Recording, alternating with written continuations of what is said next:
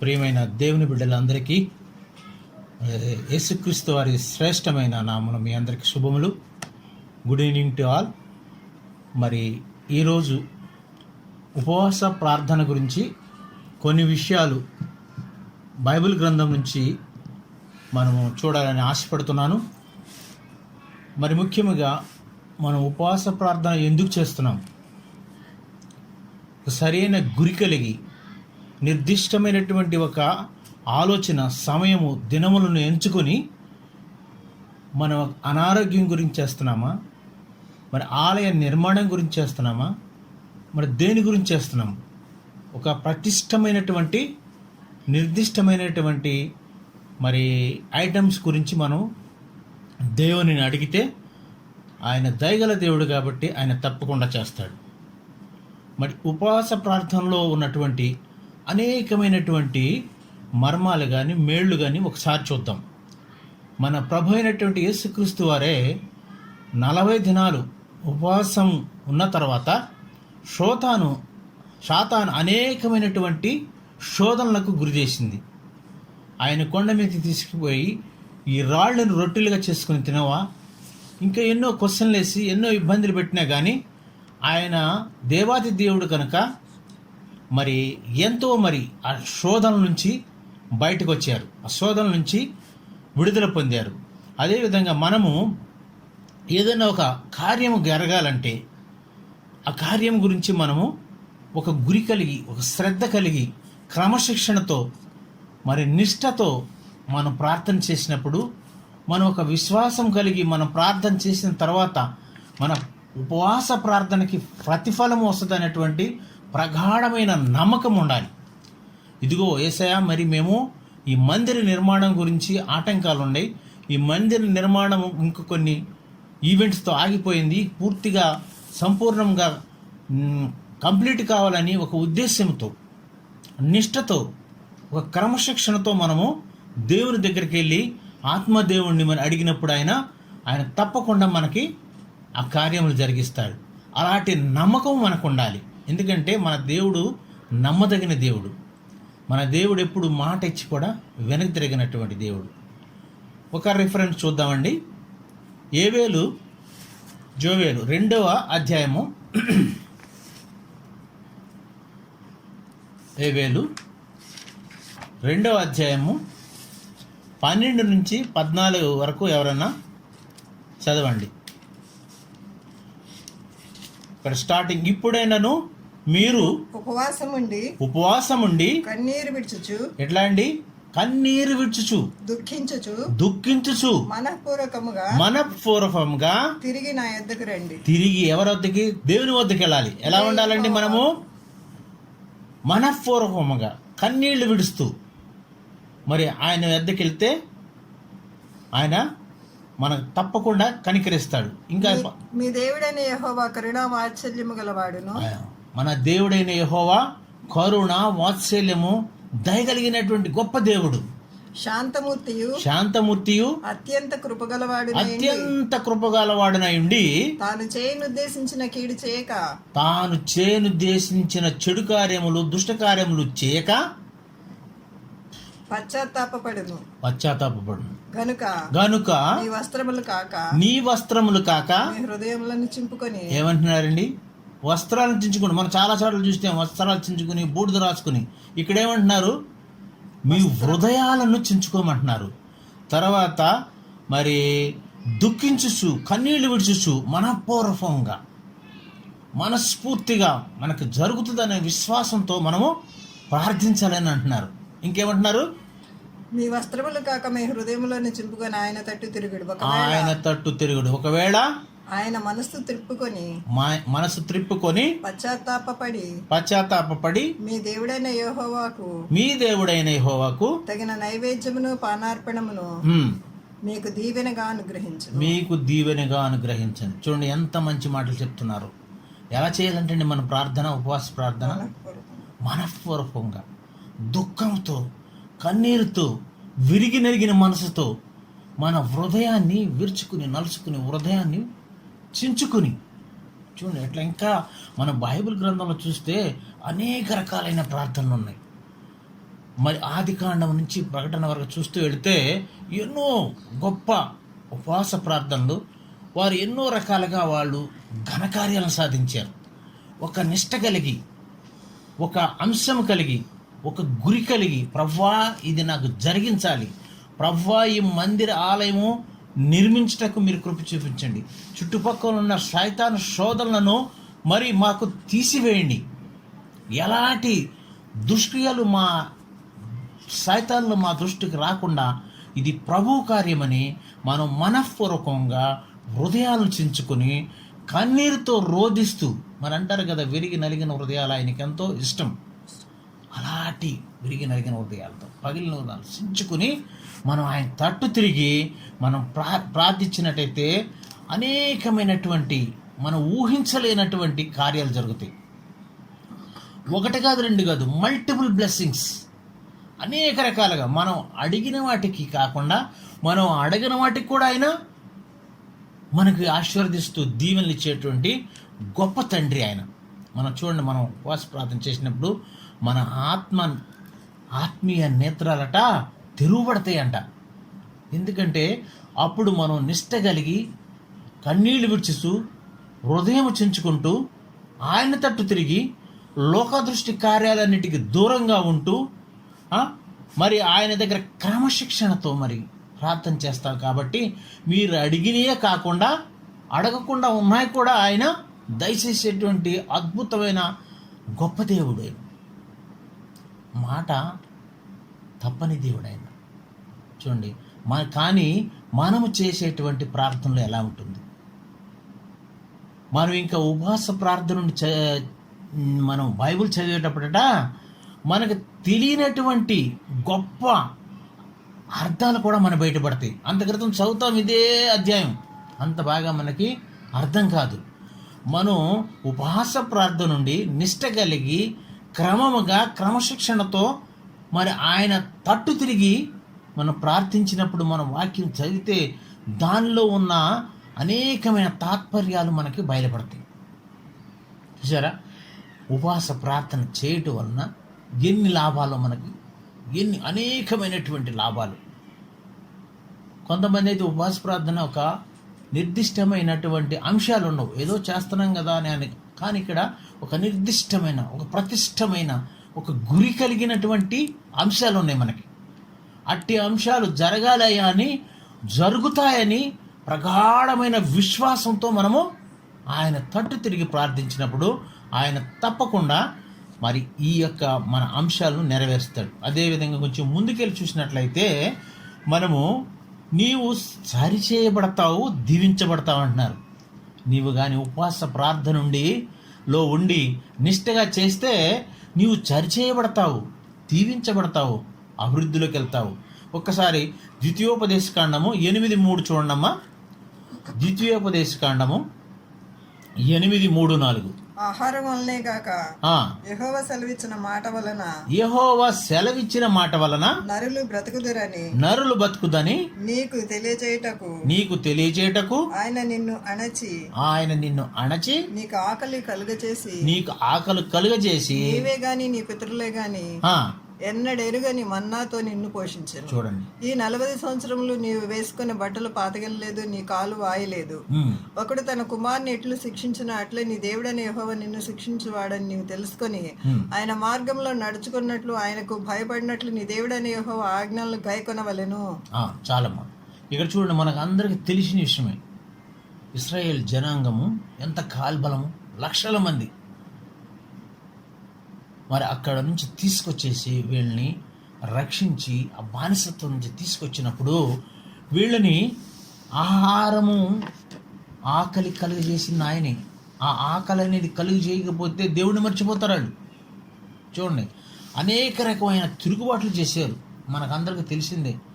మోషే గారి మీద ఎన్నో ఇబ్బందులు పెట్టారు, ఎన్నో రకాల క్వశ్చన్లు వేశారు. ఆయన కొండ మీదకి వెళ్ళి దిగొచ్చే లోపే వీళ్ళంతా మారిపోయారు. అలాంటి జనాంగం. కానీ వాళ్ళందరినీ మార్చి వాళ్ళని సరిచేశారు ఆయన. ఎక్కడి నుంచి బానిసత్వం నుంచి తీసుకొచ్చి వాళ్ళ చెప్పులు కూడా అరిగిపోలేదు, బట్టలు కూడా. ఎన్ని సంవత్సరాలు నడిచారండి? అన్ని సంవత్సరాలు. ఇప్పుడు చూడండి, మనం అయితే ఏరోప్లేన్లు, రైళ్ళు, బస్సులు, కార్లు ఎన్ని ఉన్నాయి.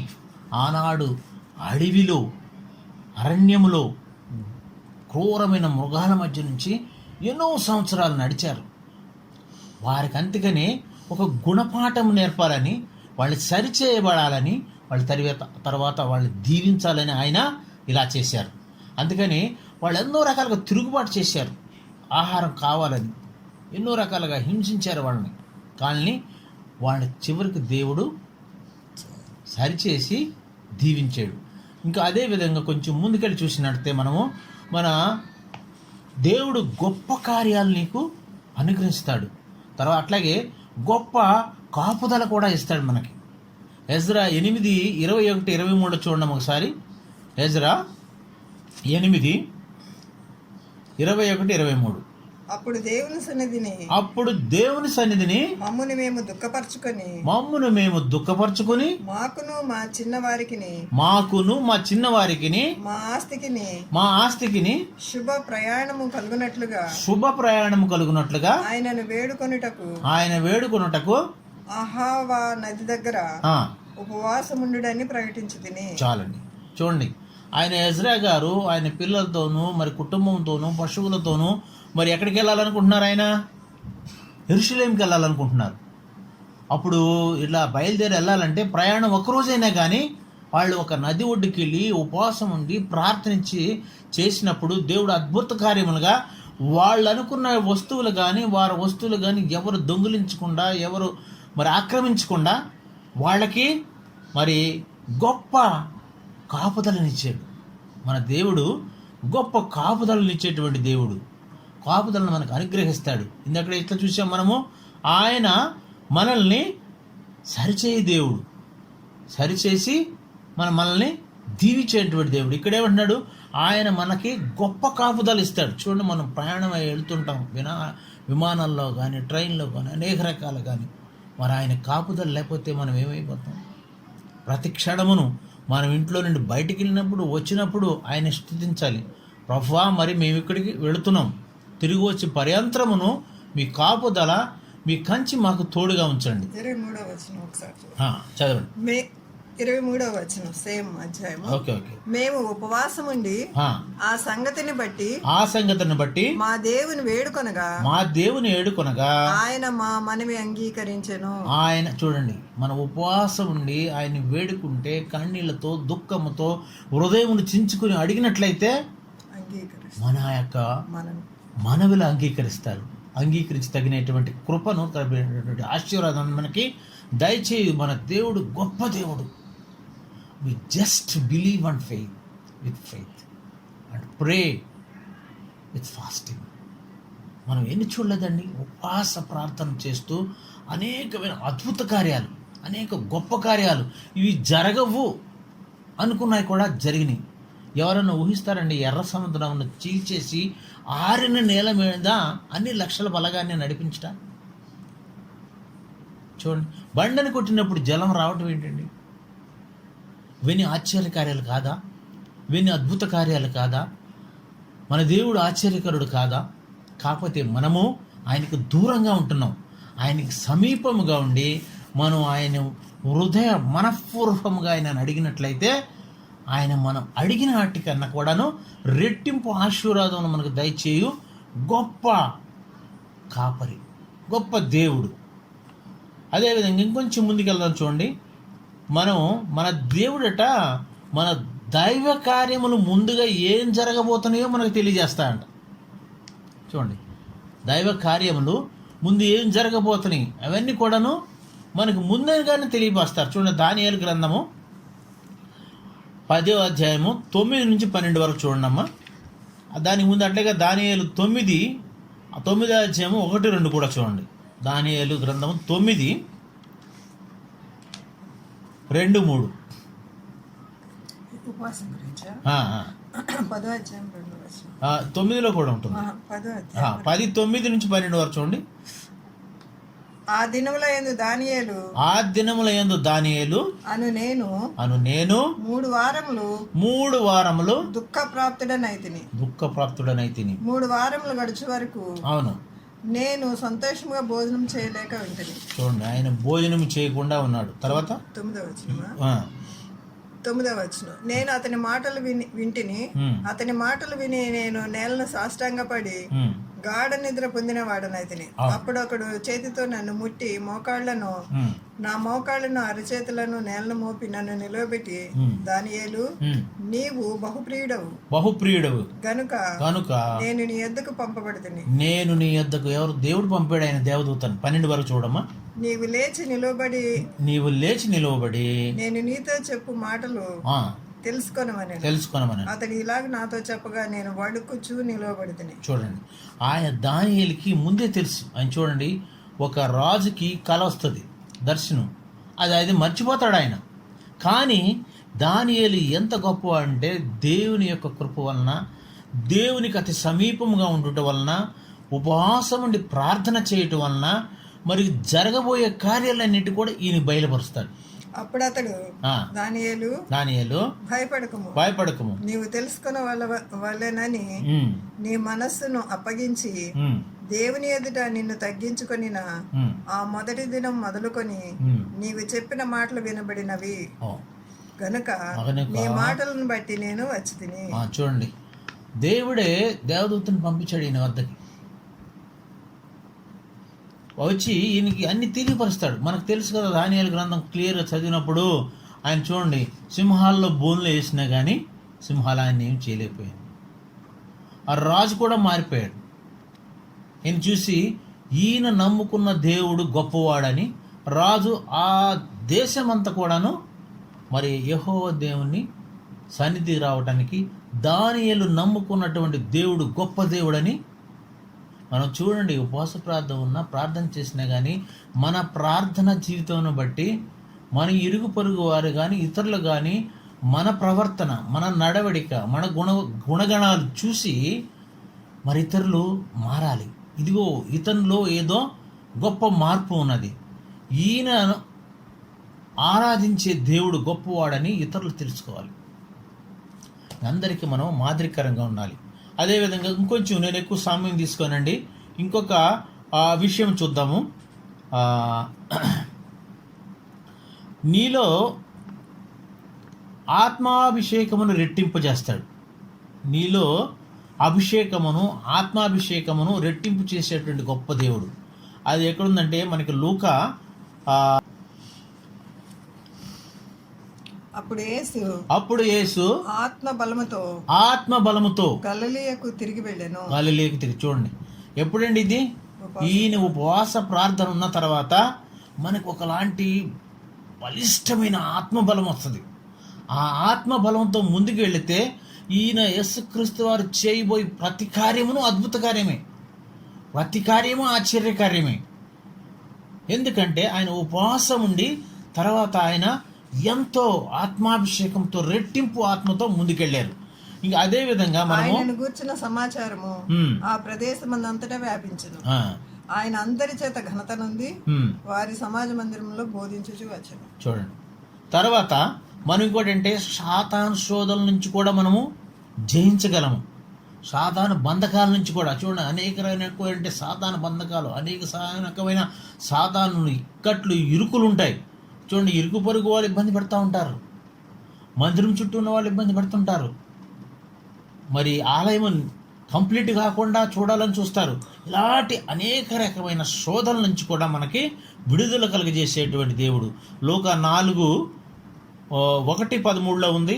అదేవిధంగా మత్తయి 4:1-10 కూడా ఉంది. ఒకసారి చూడండి, మత్తయి 4:1-10 ఇదంతా యేసుక్రీస్తు వారి గురించే ఉంటుంది. అప్పుడు యేసు అపవాది చేత శోధింపబడ్డ ఆత్మ వలన అరణ్యంలో కొనుపబడెను. 40 దినములు రాత్రులు ఉపవాసం ఉన్న పిమ్మట ఆయన ఆకలి కొనగా ఆ శోధకుడు ఆయన యొద్దకు వచ్చి, నీవు దేవుని కుమారుడు అయితే ఈ రాళ్ళ రొట్టెలగినట్లు ఆజ్ఞాపించమనెను. అందుకైనా మనుషుడు రొట్టె వలన మాత్రం కాదు గాని దేవుని నోటి నుండి వచ్చి ప్రతి మాట వలన జీవించడం రాయబడి ఉన్నదనెను. సారమ్మా, చూడండి, దేవుని నోట నుండి వచ్చే ప్రతి మాట వలన కూడా చూడండి, యేసుక్రీస్తు వారిని అనేక రకాలైన శోధనలు పెట్టాడు సైతాన్. ఆ శోధనలు అన్నిటిని అధిగమించి జయమును సాధించి ముందుకు వచ్చినటువంటి గొప్ప దేవుడు. మన గొప్ప దేవుడు ఏం చేస్తాడంటే సాతాను శోధనలు జయించేటువంటి శక్తినిచ్చేటువంటి కృప కలిగినటువంటి గొప్ప దేవుడు.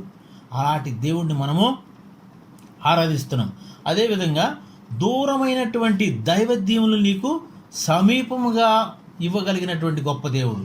ఎక్కడో దూరం అయిపోయినాయి దైవదీవులు, మీరు దూరంగా ఉన్నారు, దేవుని మర్చిపోయి ఉన్నారు, కానీ అలాంటివి కూడా మీకు సమీపంగా ఇవ్వగలిగినటువంటి గొప్ప దేవుడు మన దేవుడు. ఒకసారి చూడండి, హిజ్కియా గురించి ఉంటుంది. హిజ్కియా రోగంతో బాధపడుతూ మరణ స్థాయిలో ఉన్నప్పుడు ఆయన కూడా 15 సంవత్సరాలు ఆయనకి జీవితము. మరి 2వ రాజులు 20వ అధ్యాయం చూడమ్మా. హిజ్కియా మరి రోగంతో బాధపడుతున్నప్పుడు ఆ దూరమైనటువంటి దేవుని దీవెనలు ఆయనకి సమీపముగా చేయగలిగినటువంటి అద్భుతమైనటువంటి ఆశ్చర్యకరమైనటువంటి మన గొప్ప దేవుడు. ఒకసారి చూడమ్మా 2వ రాజులు 20వ అధ్యాయం. ఆ దినములలో హిజ్కియాకు మరణకరమైనటువంటి రోగము కలగగా ఆమోసు కుమారుడైన ప్రవక్త అయిన యెషయా అతని యొద్దకు వచ్చి నీవు మరణమవుతున్నావు, బ్రతకవు గనుక నీవు నీ ఇల్లు చక్కబెట్టుకోను అని యెహోవా సెలవిస్తున్నాడని చెప్పగా అతడు తన ముఖము గోడ తట్టు తిప్పుకొని యెహోవా యథార్థవంతుడనైన సత్యముతో నీ సన్నిధిని నేనెట్లు నడుచుకుంటునో నీ దృష్టికి అనుకూలముగా సమస్తమును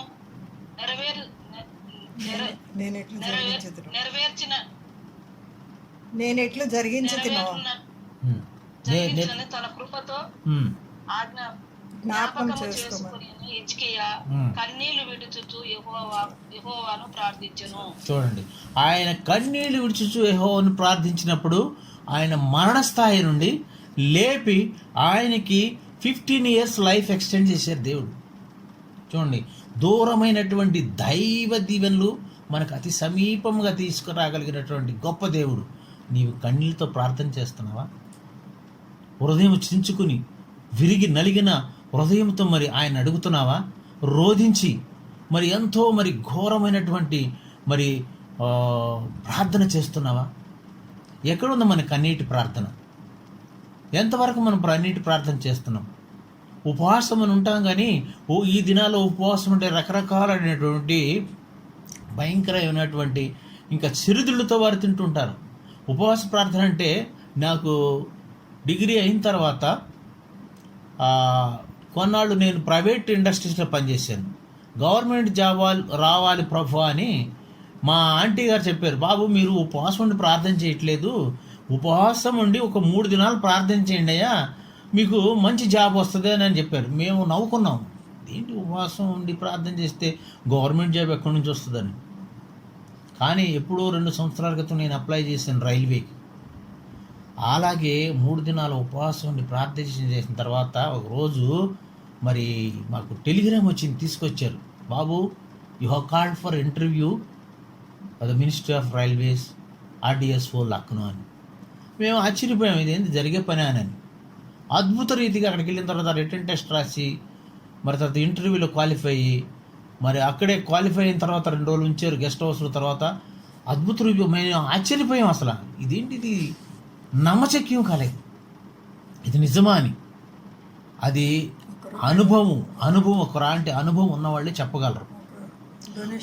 ఒక గొప్ప మరి అనుభూతి. అలాగే మేము అప్పుడు కూడాను రైల్వేలో జాబ్ చేస్తున్నాను నేను. ఆ తర్వాత డిఫెన్స్లో రావాలని మళ్ళీ ప్రార్థించాము. దేవుని కృప, మహాకృపను బట్టి మేము మరి దేవుని ఎంతగానో గుర్తుంచుకుని మమ్మల్ని ఇంకా మంచి ఉన్నతమైన స్థితికి తీసుకొచ్చాడు. అట్లాగే మీ స్థితులు మారాలన్నా, మీరు ఇంకా ఆశీర్వదించబడాలన్నా, మీ శత్రువులను పైన మీ విజయం చూడాలన్నా, వీటన్నిటికీ ఉపవాస ప్రార్థన అనేది ఎంతో ముఖ్యం, ఎంతో ముఖ్యం. మరి పరిశుద్ధాత్మ నీ మీదకు దిగి వస్తుందన్నటువంటి ఇది కూడా మనం చూస్తాం. చూడండి, ఉపవాస ప్రార్థనలో నువ్వు కానీ ఉపవాస ప్రార్థన చేసి ఉన్నట్లయితే పరిశుద్ధాత్మ నీ మీదకు దిగి వస్తుంది, ఒకలాంటి పవర్ వస్తుంది, ఒకలాంటి శక్తి వస్తుంది. ఒక్కసారి చూడండి అమ్మా, ఏవేలు 2:28 కూడా ఉంటుంది. అలాంటి గొప్ప శక్తి మరి దేవుని యొక్క శక్తి మీదకి వస్తుంది. ఎలాంటిది అంటే పరిశుద్ధాత్మ శక్తి మీ మీదకి దిగి వస్తుందంట. ఏవేలు 2:28.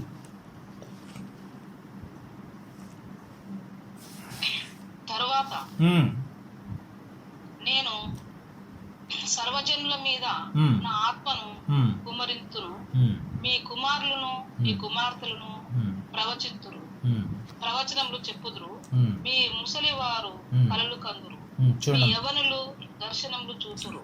చాలా దినములలో నేను చూడండి, ఇక్కడ తరువాత సర్వ జనులు మీద మీ ఆత్మను కుమ్మరించు. చూడండి, పరిశుద్ధాత్మ దేవుడు కుమ్మరిస్తాడు. మన పిల్లలు కూడా మరి ఎంతో గొప్పగా దీవించబడతారు. ఇది మనము పరిశుద్ధాత్మ దేవుడు ఒక్కోసారి వస్తే వాళ్ళకి ఊగిపోతూ ఉంటారు. మేము చూసాము, మా ఆంటీ గారికి ఇట్లాగే పరిశుద్ధాత్మ దేవుడు వస్తే అనేకరమైన భాషలు వచ్చేవి ఆమెకి. ఆమెను పట్టుకుంటే 4-5 పట్టుకుని ఆగేది కాదు. ఒకలాంటి పవర్ అన్నమాట, ఒకలాంటి గొప్ప శక్తి వాళ్ళ మీద ఆవరిస్తూ ఉంటుంది. అలాగే ఇంకొంచెం ముందుకెళ్తే మనము మన దేవుడు దిద్దుబాటు కలిగి శిక్ష నుంచి తొలగించేటువంటి గొప్ప దేవుడు. నువ్వేమైనా తప్పు చేస్తే ఆ దిద్దుబాటు చేసి ఆ శిక్ష నుంచి తొలగించి నిన్ను ఆశీర్వదించి అద్భుత కార్యాలు చేసేటువంటి గొప్ప దేవుడు. ఒక్కసారి మనం యోనా స్టోరీ తెలుసు కదా మనకి. యోనా స్టోరీ చూడండి. ఆయన నినివే పట్టణంకి వెళ్ళమంటే ఎక్కడికి వెళ్ళాలని చూస్తాడు.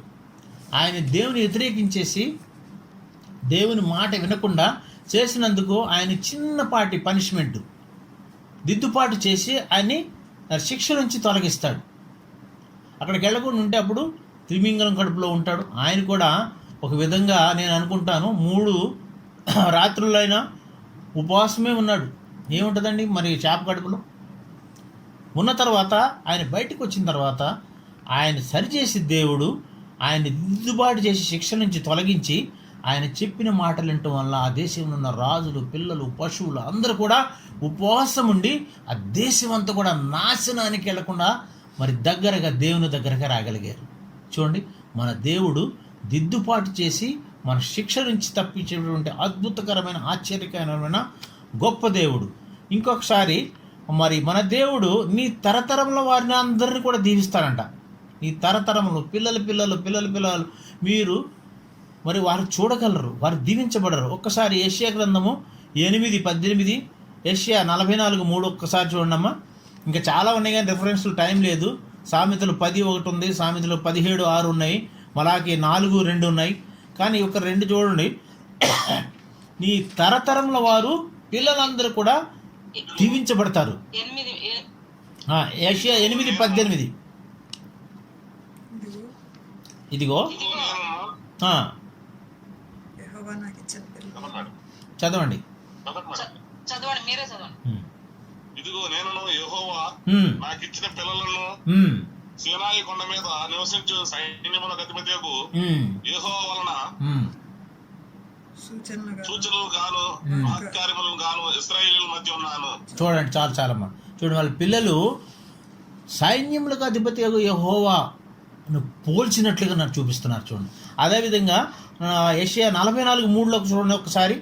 మన పిల్లలు కుమారులు కూడా మన కిరీటం లాగుండి దేవుడు మనల్ని తరతరాల వరకు ఆశీర్వదించే దేవుడు. ఎప్పుడు? When you are praying with fasting, God will bless you in multiple blessings. 44:3 చూడండి ఒక్కసారి. యెషయా 44:3. నేను ముగించేస్తాను, ఎక్కువ సమయం తీసుకోను. తప్పికొన్న వారి మీద నీళ్లను ఎండిన భూమి మీద ప్రవాహ జలములను కుమ్మరించేదను, నీ సంతతి మీద నా ఆత్మను కుమ్మరించేదను, నీకు పుట్టి వారిని నేను ఆశీర్వదించేదను. నీటికాలుడి వద్ద నాటబడిన నీరంజ చెట్ల గడ్డిలో ఎదుగునట్లు వారిని ఎదుగుదురు. ఒకడు నేను యెహోవాను ఉన్నాను, మరొకడు యాకోబు పేరు పెట్టుకున్నాను. చాలండి, చాలు. Thank you. చూడండి, ఇక్కడ మన పిల్లలు మన సంతతి వారు అందరూ కూడా ఆశీర్వదించబడతారు. ఒక తరతరాల వరకు కూడాను ఆయన యొక్క దీవెనలు ఉంటాయి. ఎప్పుడు మనము కన్నీరు విడుస్తూ దుఃఖముతో రోధిస్తూ మరి హృదయాన్ని చించుకుని ప్రార్థించినప్పుడు, ఉపవాసంతో నమ్మకంతో ప్రార్థించినప్పుడు అనేకమైన అద్భుతాలు చూసాం. 1, 2 కాదండి.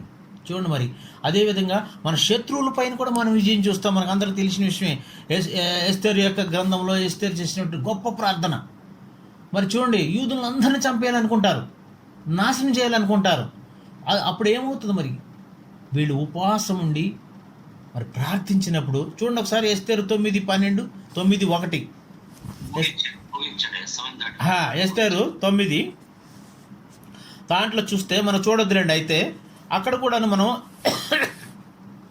ఆమె చేసినటువంటి ప్రార్థన వలన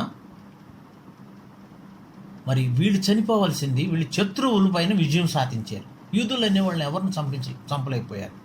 మీకు లాస్ట్గా నేను ముగిస్తున్నాము. మనం ఉపవాస ప్రార్థన ఉండి మనం ముందుకు సాగితే దేవుడు నిన్ను అధికారంలోనికి నడిపిస్తూ ఉంటాడు.